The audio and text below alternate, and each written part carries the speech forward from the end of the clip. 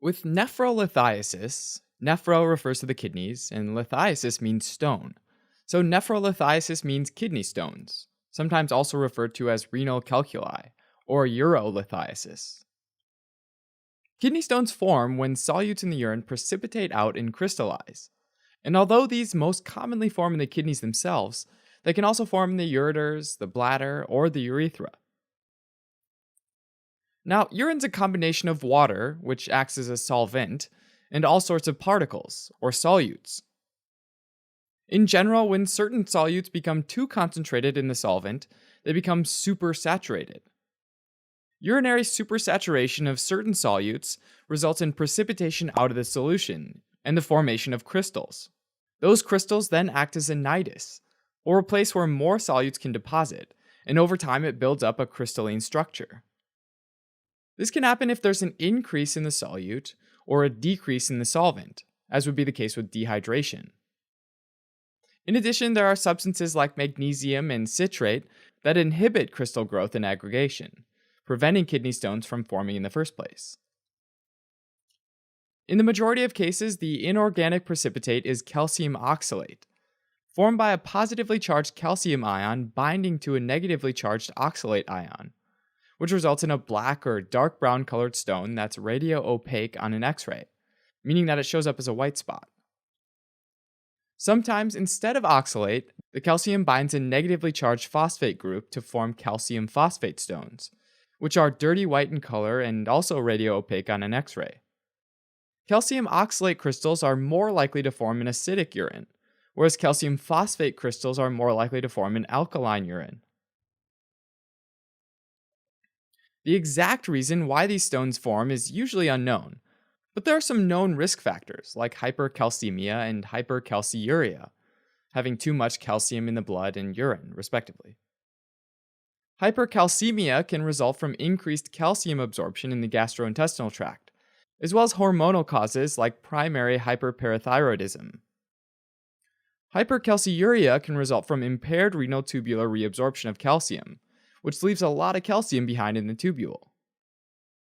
For the calcium oxalate stones, hyperoxaluria is a risk factor as well, and it can be due to a genetic defect that increases oxalate excretion, a defect in liver metabolism, or a diet heavy in oxalate-rich foods like rhubarb, spinach, chocolate, nuts, and beer.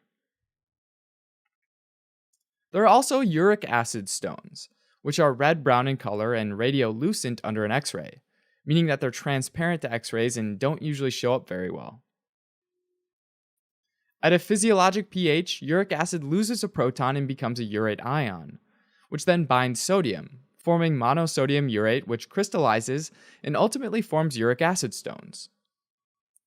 Since uric acid is a breakdown product of purines, a very common reason for high levels of uric acid is consuming lots of purines. Purine-rich food includes shellfish, anchovies, red meat, or organ meat. High levels of uric acid can also cause gouty arthritis, most commonly in the first metatarsal joint, which is the base of the big toe. A fourth type are struvite stones, sometimes called infection stones, which are a composite mix of magnesium, ammonium, and phosphate. These form when bacteria like Proteus mirabilis, Proteus vulgaris, or Morganella morganii use the enzyme urease to split urea into carbon dioxide and ammonia. The ammonia makes the urine more alkaline and favors precipitation of magnesium, ammonium, and phosphate into jagged crystals called staghorns, because they often branch into several of the renal calyces and look like the horns of a staghorn deer. Like the calcium phosphate stones, struvite stones are dirty white and radio-opaque under an X-ray. Risk factors include urinary tract infections, as well as vesicoureteral reflux and obstructive uropathies, both of which are also risk factors for urinary tract infections. A tiny minority of stones are cysteine stones, composed of the amino acid cysteine, which sometimes leaks into the urine to crystallize and form a yellow or light pink colored stone that's also radio-opaque under X-ray. Finally, there are some rare stones made of xanthine, which, just like uric acid, is a byproduct of purine breakdown. These stones, also like uric acid stones, are red-brown in color and radiolucent under an X-ray. Kidney stones can cause dull or localized flank pain in the mid to lower back on both sides, as well as renal colic, which is a sharp pain and is a bit of a misnomer because the pain's usually constant rather than intermittent. The pain is caused by the dilation, stretching, and spasm caused by obstruction of the ureter, and is typically worse at the uretopelvic junction and down the ureter, and subsides when the stone gets to the bladder. Stones that are less than 5 millimeters across are usually passed within hours.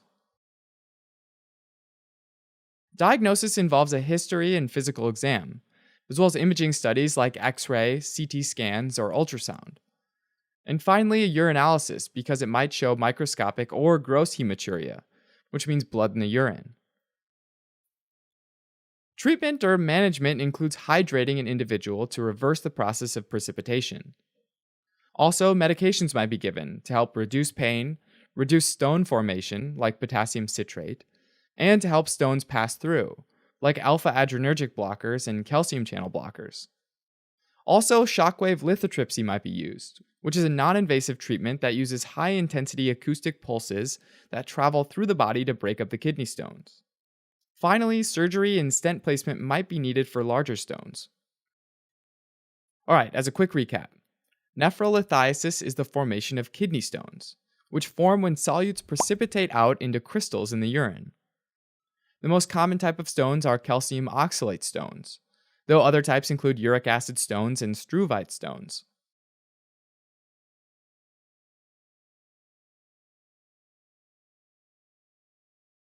Thanks for watching. You can help support us by donating on Patreon or subscribing to our channel or telling your friends about us on social media.